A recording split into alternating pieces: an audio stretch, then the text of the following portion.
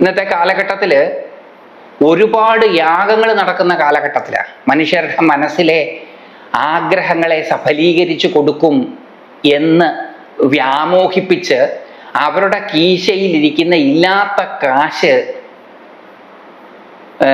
Transfer ചെയ്യുന്ന ഒരു കാലഘട്ടത്തിലാണ് നമ്മളിപ്പോൾ നിൽക്കുന്നത്.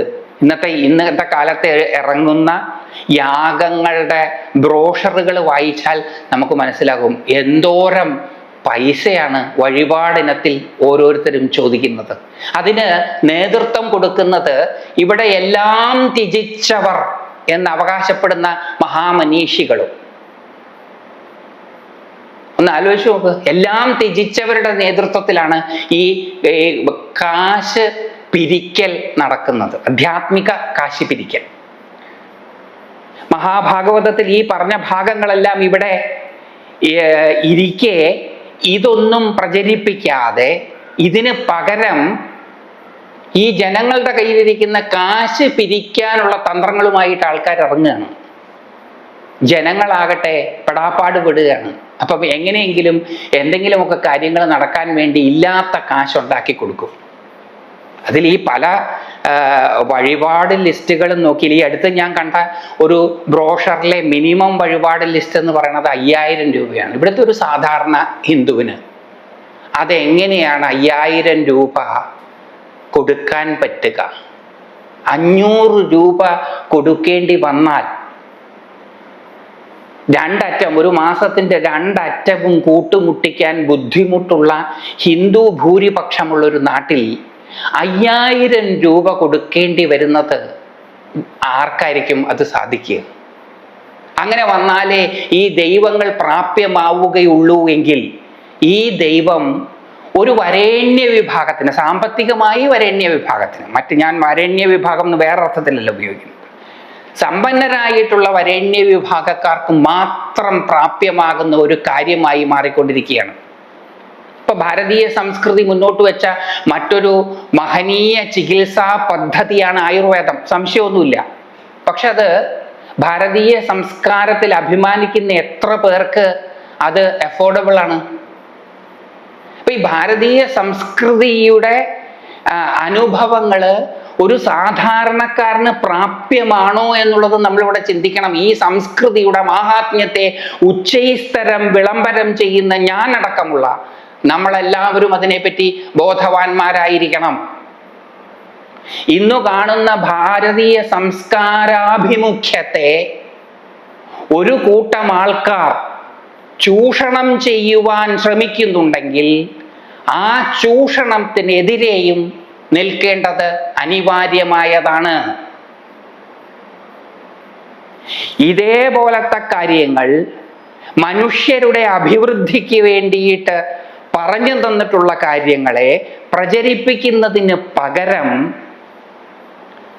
ഹോമങ്ങളും പൂജകളും മാത്രം പ്രചരിപ്പിക്കുന്നത് സതുദ്ദേശത്തോടു കൂടി തന്നെയാണ് എന്ന് നിങ്ങൾ വേണമെങ്കിൽ ചിന്തിച്ചോളൂ. അങ്ങനെ ചിന്തിക്കാൻ എനിക്ക് സാധ്യമല്ല. ഇത് പണം ഉണ്ടാക്കാനുള്ള മറ്റൊരു വഴി തന്നെയാണ്.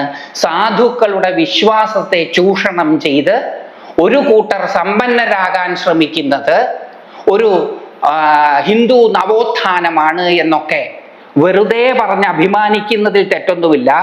അതിൻ്റെയൊക്കെ പച്ചയ്ക്കുള്ള പേര് ചൂഷണം എന്ന് തന്നെയാണ്. ആ ചൂഷണത്തിന് കൂട്ടുനിൽക്കുന്നവർ ആരായാലും അവർ ചൂഷകരാണ്.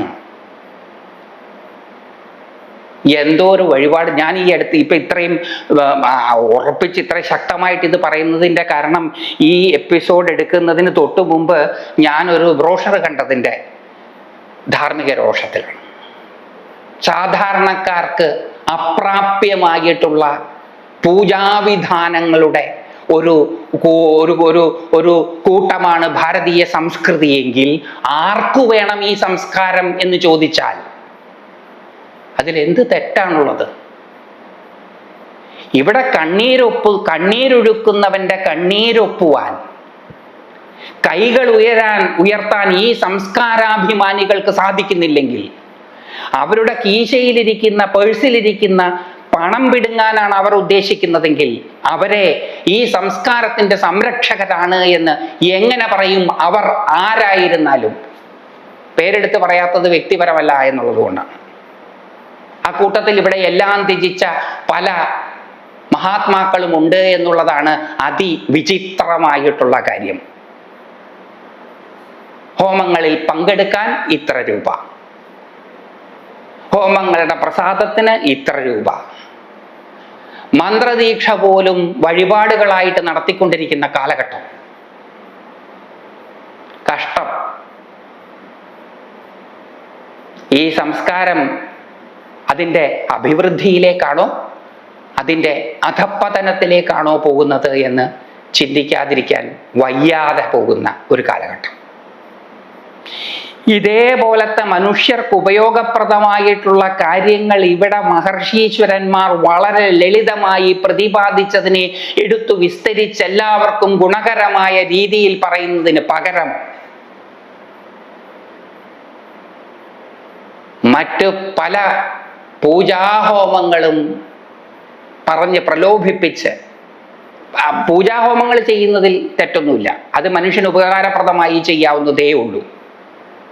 അങ്ങനെ മനുഷ്യന് ഉപയോഗപ്രദമായി ചെയ്യാവുന്ന സംഗതികളെ അങ്ങനെ ചെയ്യാതെ വലിയ വഴിപാട്, വലിയ പണത്തിൻ്റെ വഴിപാടുകൾക്കായിട്ട് ചെയ്യുമ്പം അത് ചെയ്യുന്നവരുടെ ഉദ്ദേശശുദ്ധിയെ ചോദ്യം ചെയ്യാതിരിക്കുക എന്നുള്ളത് തെറ്റാണ്. അത് ഞാൻ ചെയ്താൽ നിങ്ങളും ചോദ്യം ചെയ്യണം, ആര് ചെയ്താലും ചോദ്യം ചെയ്യണം.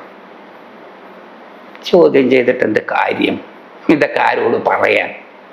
പിന്നെയും തെളിക്കപ്പെടുന്ന ആടുകളെ പോലെ ഇങ്ങനെ ഇതിൻ്റെയൊക്കെ പുറകെ പോവുക എന്നുള്ളതല്ലാതെ ഒരല്പനേരം മാറി നിന്ന് ചിന്തിക്കുവാനുള്ള ഈശ്വരാനുഗ്രഹം നമുക്കുണ്ടോ എന്നുള്ളതും ഇവിടെ ചിന്തിക്കേണ്ടതാണ്. ഇത് കഴുത കാമം കരഞ്ഞു തീർക്കുന്നത് പോലെ കരുതിയാൽ മതി. ഇതുകൊണ്ടൊന്നും ഒരു പ്രയോജനവും ഉണ്ടാവാൻ പോകുന്നില്ല എന്നുള്ളത് നിങ്ങളെക്കാൾ നന്നായിട്ട് എനിക്കറിയാമെന്നുള്ളത് കൊണ്ട് പിന്നെന്തിനാ ഇതൊക്കെ പറഞ്ഞത് എന്നൊരു ചോദ്യമുണ്ട്. അതൊരു എവിടെയെങ്കിലും പറയണ്ടേ? പേരെടുത്തെന്താ പറയാത്തത്? വ്യക്തിപരമല്ലാത്തത് കൊണ്ടാണ്. വ്യക്തിപരമായിട്ട് എനിക്ക് ആരോടും പ്രത്യേകിച്ച് വിരോധമൊന്നുമില്ല. ഈ പ്രവർത്തികൾ അധർമ്മമാണ്. അത് എന്തിൻ്റെ പേരിൽ ചെയ്താലും ആര് ചെയ്താലും ശരി. ചെയ്യുന്നവർ, ഇതിന് കൂട്ടു നിൽക്കുന്നവരും കൂടി ആലോചിക്കണം. ഇതിൽ പലരും വലിയ സന്യാസി ശ്രേഷ്ഠന്മാരാണ്. അപ്പൊ എന്നെ പോലുള്ള ആൾക്കാർ അറിയാതെ ചിന്തിച്ചു പോവുകയാണ്, അയ്യോ ഇവരെന്താ ത്യജിച്ചത്? സന്യാസം എന്ന് പറഞ്ഞാൽ സമ്യക്കാകും വണ്ണം ന്യസിച്ചതാണ്, നല്ലവണ്ണം ത്യജിച്ചവരാണ്.